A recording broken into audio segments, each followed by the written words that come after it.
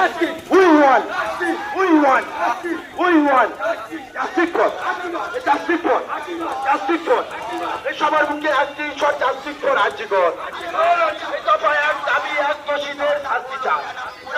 এই দোষীদের শাস্তি চাই। এই সংগ্রাম চলছে। এই সংগ্রাম চলছে। এই সংগ্রাম চলছে। আমাদের সংগ্রাম। আমাদের সংগ্রাম।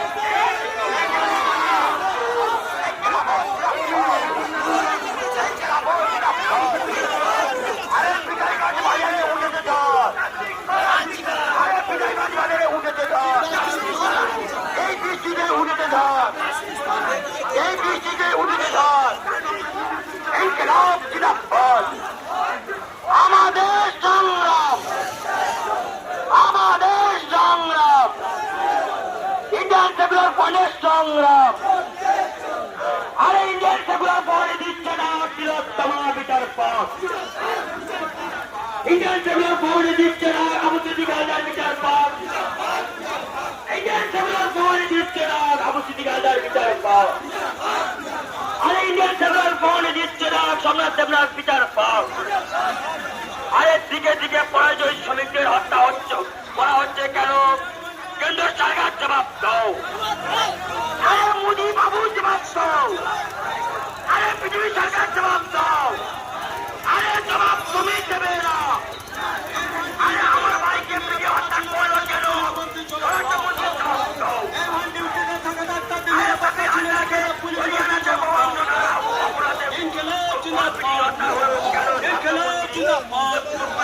চারিদিক অশান্তি কেন? মুখ্যমন্ত্রী জবাব দাও।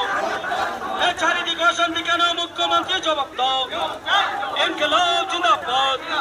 এই হাসপাতালে ঘুঘুর বাসা কেন? স্বাস্থ্যমন্ত্রী জবাব দাও।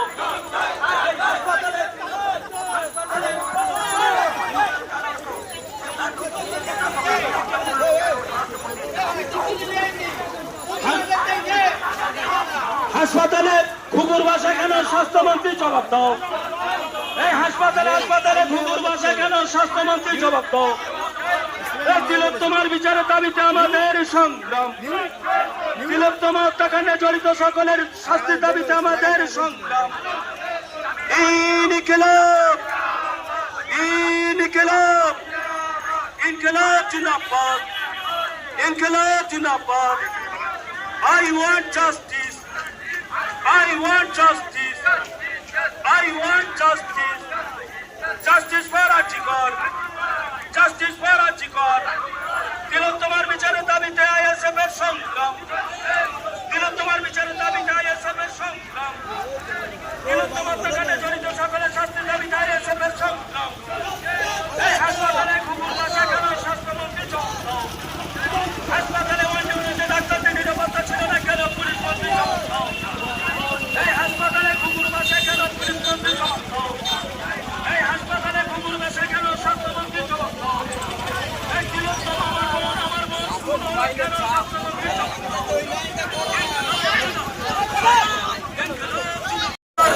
হাসপাতালে ঘুঘুর বাসা কেন? পুলিশ মন্ত্রী জবাব দাও। হাসপাতালে ঘুঘুর বাসা কেন? স্বাস্থ্যমন্ত্রী জবাব দাও। এই হাসপাতালে দালাল কার স্বার্থে? মুখ্যমন্ত্রী জবাব দাও। এই হাসপাতালে দালাল কার স্বার্থে? মুখ্যমন্ত্রী জবাব দাও। এই মুখ্যমন্ত্রী চটকদারি রাজ্য সরকারকে সে দায়িত্বটা তুলে নিতে হবে। বন্ধুগণ, আমি নতুন করে বলবো না, শুধু বিগত দিনে কয়েকটা কথা বলেছিলাম তিলোত্তমা কাণ্ড নিয়ে। আপনারা নিশ্চিতভাবে দেখছিলেন না মিলছে কি মিলছে না।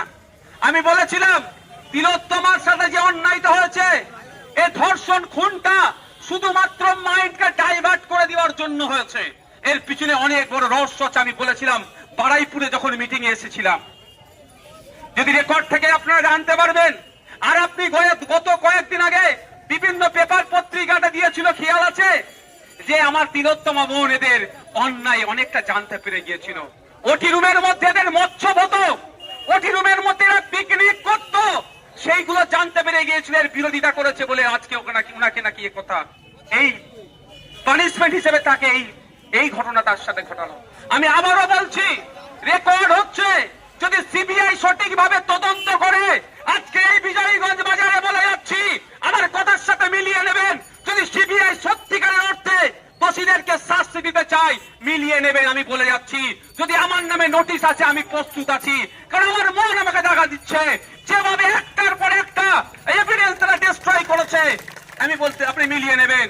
তার আগে বলে দিচ্ছি, আপনারা দেখেছেন কি সুপ্রিম কোর্টে নাকি আমাদের সিবিআই যারা মামলাটা দেখছে মাত্র 27 মিনিটের একটা ভিডিও ফুটেজ পুলিশের পক্ষ থেকে দিয়েছে। বাকি ভিডিও ফুটেজ কোথায় গেল? আমি আপনাদের বলে রাখি, যদি ভিডিও ফুটেজটা কোনো সময় পাবলিক হয় সেটা বলে দিচ্ছি, দেখে নেবেন, মিলিয়ে নেবেন।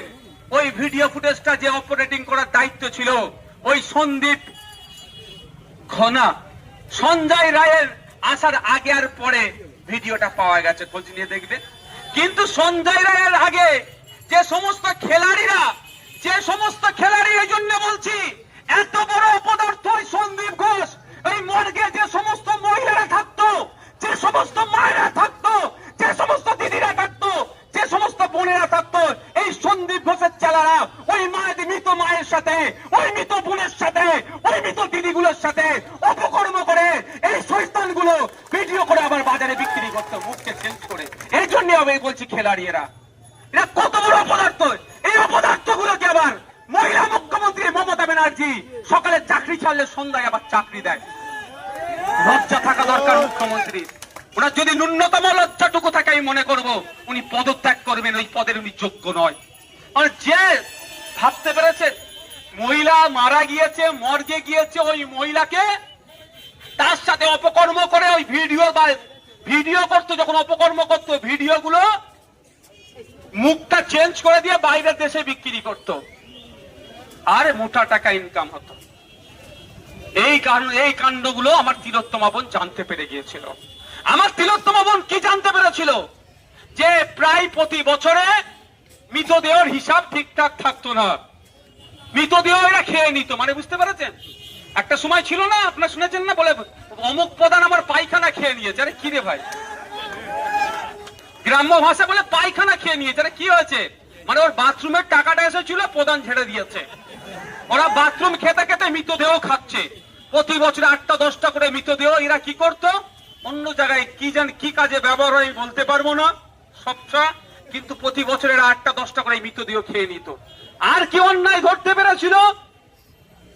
প্রতি বছরে প্রায় 20 কোটি টাকার ওই মেডিকেল কলেজের ব্যবহারকৃত যে সমস্ত বর্জ্যগুলো ছিল সেইগুলো এরা বিক্রি করে লুটপাট করে খেত। সেইগুলো প্রতিবাদ করার জন্য আজকে আমার তিলোত্তমা বোনকে এরা ধর্ষণ করিয়ে, খুন করে, তারপরে ধর্ষণ করিয়ে এরা তার মুখটাকে বন্ধ করলো। রাজ্য সরকার বারবার বলছিল, পুলিশ বারবার বলছিল এতে আমাদের কেউ নাই। আজকে আপনারা বলুন, টালা থানার ওসিকে কেন গ্রেফতার করেছে? বেশ কিছু কারণ দেখিয়েছে। তার মধ্যে একটা কারণ হচ্ছে যথা সময়ে এফআইআর করেনি। আপনারা শুনলে অবাক হবেন, সন্ধ্যে 6টার পরে এফআইআর আপনার পোস্টমর্টম করার নিয়ম নাই। এখানে যদি কোনো ডক্টর থেকে থাকেন, আমি যদি ভুল বলি আমাকে এসে আপনি প্রোটেস্ট করতে পারেন, কিন্তু বাই প্রেসার দিয়ে পোস্টমর্টম করতে বাধ্য করেছে। ওখানে একজন সম্ভবত প্রাক্তন কাউন্সিলর তৃণমূলের, সে কথা বলেছে যদি পোস্টমর্টম না হয় তাহলে নাকি রক্তের বন্যা বইয়ে দেবে। আরে তিলোত্তমাকে খুন করলো, ধর্ষণ করলো, তারপরে তো তড়িঘড়ি কেন? এর মধ্যে তো ডাল মে কুছ কালা হ্যায়। কালাটা কারা এখানে বলা যাচ্ছে বিজয়গঞ্জ বাজারে। সিবিআই যদি সঠিক তদন্ত করে, হ্যাঁ আমি আবারও বলছি, সিবিআই যদি সঠিক তদন্ত করে তাহলে দেখতে পাবেন দুবাই থেকেও কিছু কালপিটকে নিয়ে আসছে, যারা তিলোত্তমার সাথে অপকর্ম করে দুবাই তারপরের দিনে পালিয়ে গিয়েছে।